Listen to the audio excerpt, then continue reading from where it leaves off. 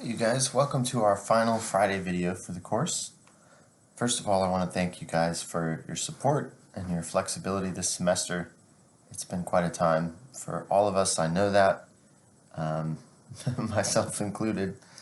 But I'm proud of what you guys have done and the work you've put into the course. And now we'll just finish as strong as we can. So my last video we'll have a few takeaways, but it's mostly reminding about a few logistics. So the final paper for this course is due Thursday the 10th, so a week from yesterday at midnight or 11:59 p.m. You can either email it to me or submit it through Blackboard. So it's toward the end of finals week.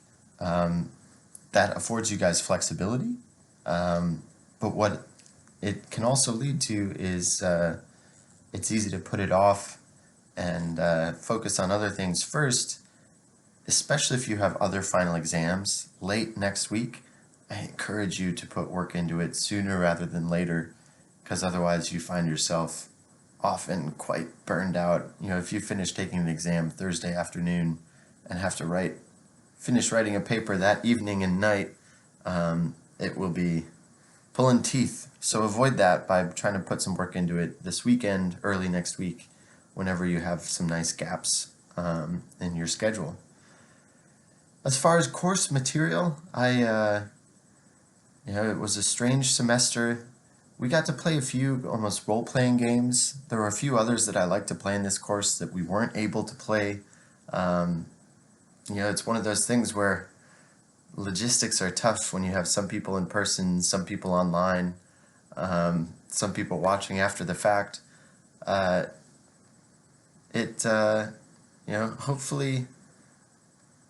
the mix of lectures, the role-playing games we did play, the reading, the course slides, all of that gave you a chance to grapple a little bit with how to use economic tools to think about environmental issues. So often, economists fall into these traps of being driven by ideologies that line up with politics. And actually, most economists aren't falling into that trap, but very often we're perceived as doing so because there are some economists who do, and they often get quite a bit of airtime in various ways.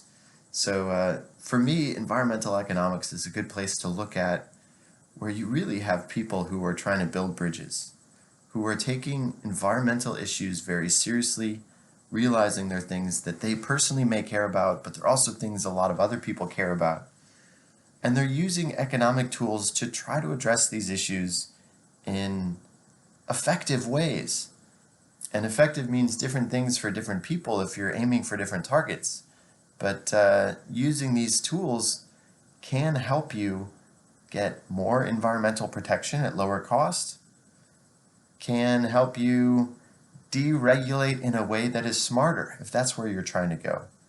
So wherever your personal bent is on ideology, and maybe you could care less, no matter where you are there, the tools of environmental economics, not only for what they are themselves, but also as kind of what they represent, as something that can help build bridges between different sides, finding some common ground, trying to do things in an analytical way that helps us put out on paper what's driving a decision. What do the benefits look like? Let's spell them out. Let's quantify them if we can. What do the costs look like? Let's spell them out, quantify them if we can. Then we can have a discussion about how to weigh these things, plus all of the things that we couldn't quantify. And so that's very often how things like cost-benefit analysis applied to environmental economics goes, but a lot of those same tools can actually be used to talk about public health issues like a pandemic, or all kinds of different, you can apply them in your personal life with decisions about whether to go to grad school or look for a job. I know the more I learned about cost-benefit analysis, the more I found myself starting to explicitly think in those terms in my personal life, which is helpful because I was thinking about these same decisions anyway, and having a nice structure to kind of guide that has been really helpful for me. I hope it's helpful for you guys as well. As far as missed opportunities because of a strange semester, if you guys are interested in any of this stuff and we didn't get to explore it fully, feel free to reach out. It may be a few days, but I'll get back to you and we'll have a discussion. We'll set up a Zoom. I'll send you some resources, references, suggest additional classes to take perhaps, or jobs to look at, or graduate programs to look at. Whatever path you're on, I'm curious to hear what path you're on and happy to help however I can. So you guys mean a lot to me. I hope you stay safe and your families stay safe.